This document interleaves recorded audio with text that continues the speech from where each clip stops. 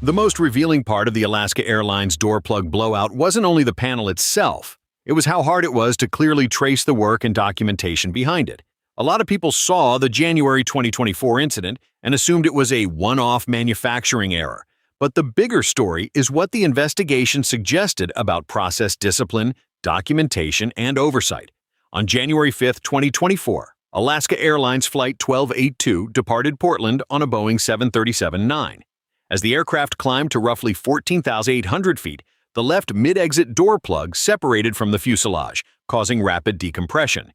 It was a dramatic in-flight failure on a nearly new airplane. What made the case especially alarming was that investigators said this was not a hidden fatigue crack buried deep inside the aircraft. According to ntsb reporting, the airplane left Boeing's factory without 4 bolts associated with securing the door plug after the panel had been removed and reinstalled during manufacturing work. Investigators also said documentation that should have reflected that work was missing or incomplete.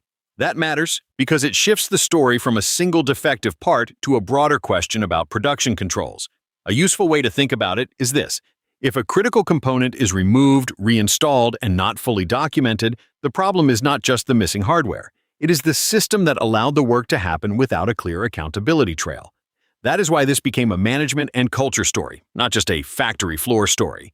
In its findings, the ntsb said the probable cause included Boeing's failure to provide adequate training, guidance, and oversight so personnel could consistently follow the parts removal process.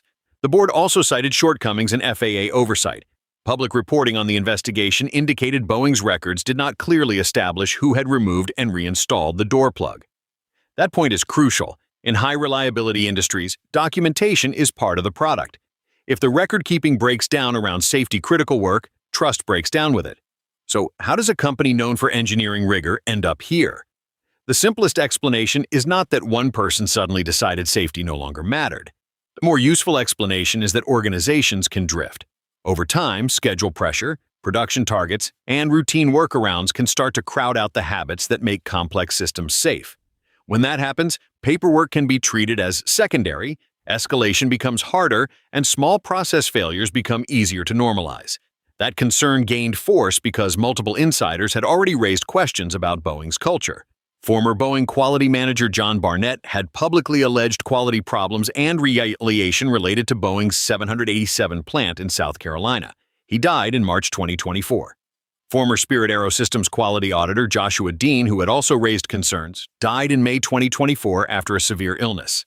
Their deaths drew intense public attention, but it is important not to imply evidence of foul play without proof.